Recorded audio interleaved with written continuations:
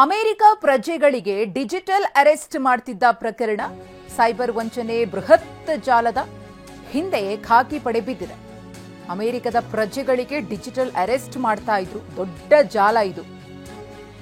ಇದೀಗ ಪೊಲೀಸರು ಈ ಒಂದು ಸೈಬರ್ ವಂಚನೆಯ ಬೃಹತ್ ಜಾಲವನ್ನ ಭೇದಿಸೋದಕ್ಕೆ ಮುಂದಾಗಿದ್ದಾರೆ. ರಮೇಶ್ ಬಾನೋತ್ ಅವರ ನೇತೃತ್ವದಲ್ಲಿ ತನಿಖೆ ಚುರುಕುಗೊಂಡಿದೆ. ಪೂರ್ವ ವಲಯ ಜಂಟಿ ಪೊಲೀಸ್ ಆಯುಕ್ತ ರಮೇಶ್ ಬಾನೋತ್ ಬಂಧಿತ 16 ಜನರಲ್ಲಿ 6 ಮಂದಿ ಕರ್ನಾಟಕ ರಾಜ್ಯದವರೇ ಇದ್ದಾರೆ.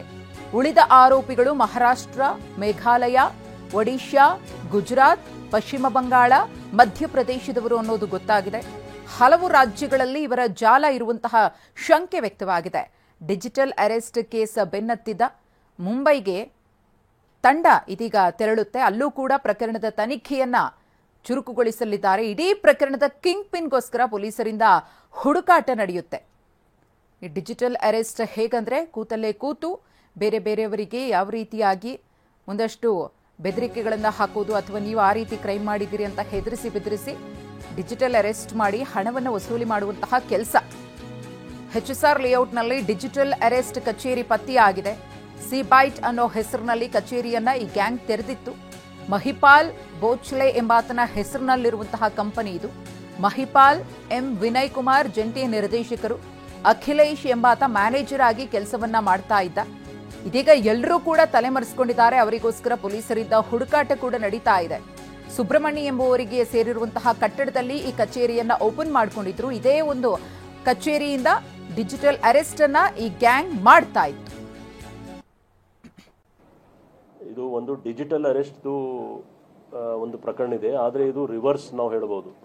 ಇಲ್ಲಿಂದ ಕೂತ್ಕೊಂಡು US, ಕೆನಡಾ ಮತ್ತು ಇನ್ನಿತರ ಬೇರೆ ಬೇರೆ ಕಂಟ್ರೀಸ್ ಪ್ರಜೆಯವ್ರಿಗೆ ಅವರು ಡಿಜಿಟಲ್ ಅರೆಸ್ಟಲ್ಲಿ ಸೈಬರ್ ಫ್ರಾಡಲ್ಲಿ ಶಾಮೀಲಾಗಿದ್ದರು. ಸಂಬಂಧಪಟ್ಟ ನಮಗೆ ಕೆಲವು ಡಾಕ್ಯುಮೆಂಟ್ಸ್ ಸಿಕ್ಕಿದೆ.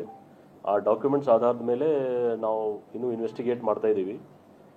ಇದರಲ್ಲಿ 2 ಮನೆ ಕೂಡ ರೇಡ್ ಆಗಿದೆ. ಆ ರೇಡ್ ಮನೆಯಲ್ಲಿ ಪಿ ಜಿ ಆಗಿ ಅವರು ಇಟ್ಕೊಂಡಿದ್ರು. ಪಿ ಜಿ ಆಗಿ ಅಲ್ಲಿ ನಾವು ಸುಮಾರು ಮಾನಿಟರ್ಸ್, CPUs, ಕೀಬೋರ್ಡ್ಸ್ ಮತ್ತು ಬೇರೆ ಬೇರೆ ಇಕ್ವಿಪ್ಮೆಂಟ್ಸ್ ನಾವು ರಿಕವರಿ ಮಾಡಿದ್ದೀವಿ. ಅಲ್ಲಿ 25 ಮೊಬೈಲ್ ಫೋನ್ಸ್ ಕೂಡ ಇದೆ.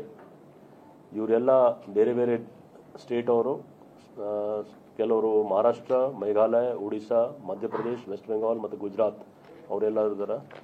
ಅವ್ರಿಗೆ 22,000 ಮಾತ್ರ ಸಂಬಳ ಸಿಗ್ತಿತ್ತು. ಆದರೆ ನಮ್ಮ ಈಗ ಮಾಹಿತಿ ಪ್ರಕಾರ ಅವ್ರಿಗೆ ಕ್ಯಾಶಲ್ಲಿ ಎಕ್ಸ್ಟ್ರಾ ಕಮಿಷನ್ ಆಧಾರ ಮೇಲೆ ದುಡ್ಡು ಬರ್ತಿತ್ತು. ಯಾವ ರೀತಿ